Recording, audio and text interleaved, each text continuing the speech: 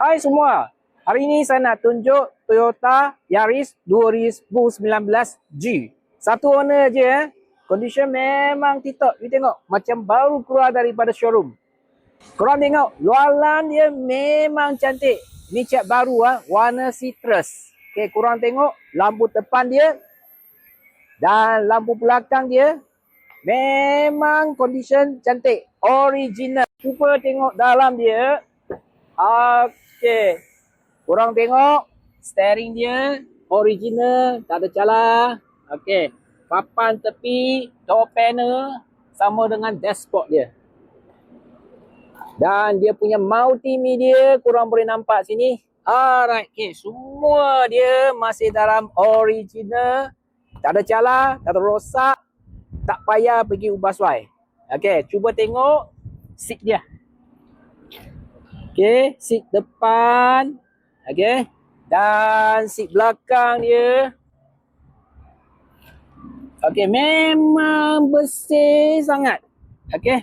Tak ada koyak, tak ada kendur. Okey.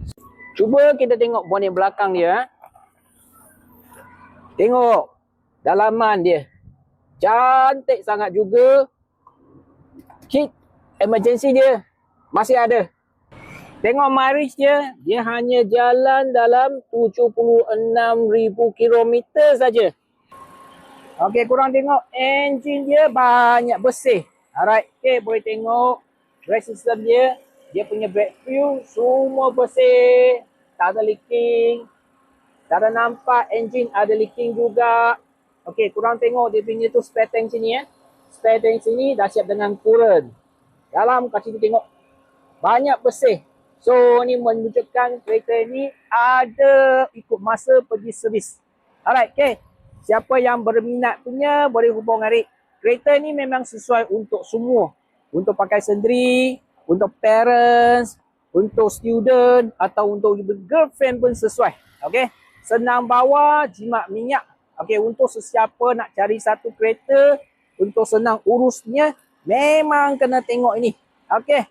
Berminat hubung Arik . Okey.